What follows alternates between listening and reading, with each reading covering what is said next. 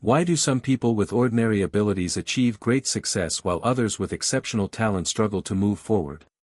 Why does someone with average grades sometimes build a powerful career, while the person who was always the smartest slowly falls behind?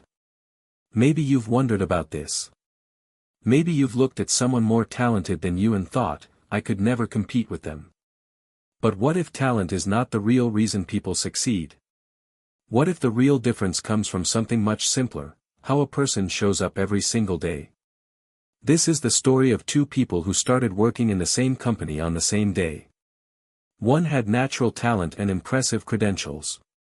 The other had very little experience. Yet in the end, only one truly succeeded. In the center of a busy city stood a respected architecture firm called Horizon Design Studio. The company was known for its modern building designs and demanding work environment. The founder, Michael Turner, had built the firm from nothing and believed strongly in one thing: character matters more than talent. One Monday morning, two new junior architects joined the team. The first was Daniel Wright, 26 years old. Daniel had graduated from a famous university with top grades in architecture. His portfolio was filled with beautiful designs, and he had already won several student competitions. When Daniel entered the office on his first day, he looked confident and relaxed. He casually mentioned to others that he had studied under some of the best architects in Europe. The second new hire was Marcus Rivera, 24 years old. Marcus had never attended a prestigious university. He had struggled to pay for community college and had spent years teaching himself design software through online videos late at night. When Marcus walked into the office, he looked nervous. Many of the other employees seemed far more experienced than him. But Marcus had something powerful: determination. From the first week the difference between them became clear.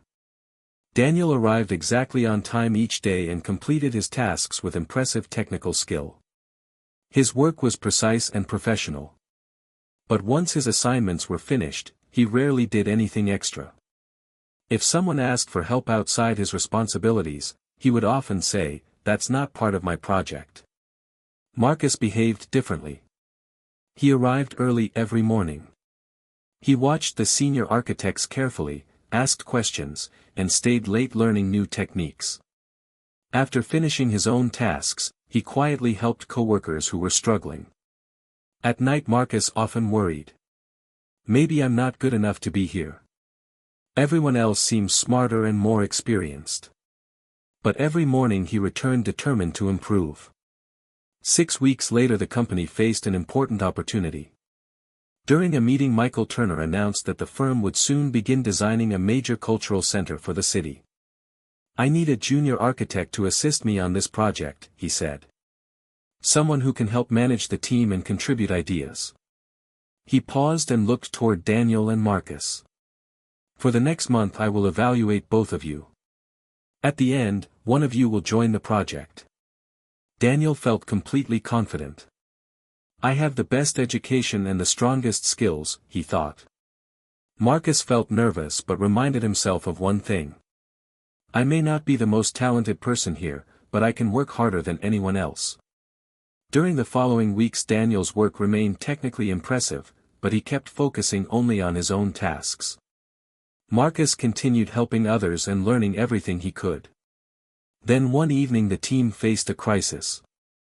A client suddenly requested major changes to a nearly finished building design, and the deadline was only 2 days away.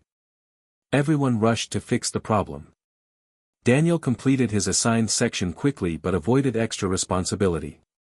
Marcus, however, stayed late helping different team members revise plans and fix small design errors.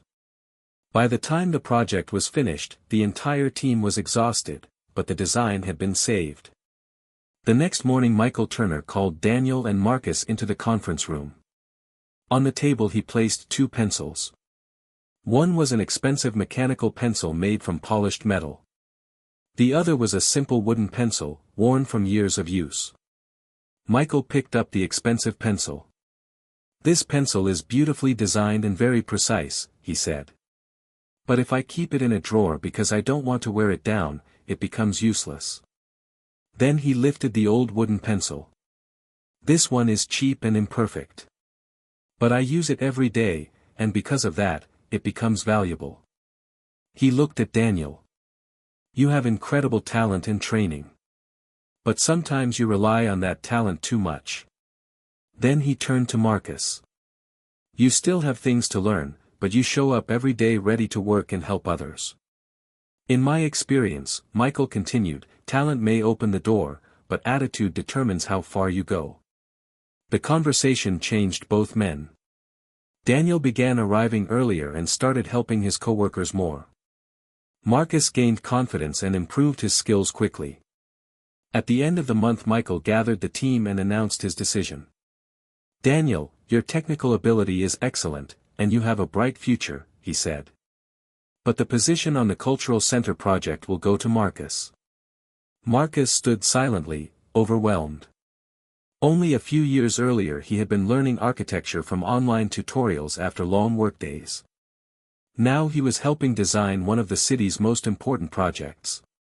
6 months later the project was moving forward successfully. Marcus continued leading with the same dedication and humility that brought him there.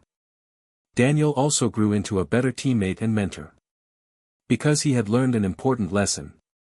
Talent may give you an advantage at the beginning, but attitude, effort, and consistency are what truly create success.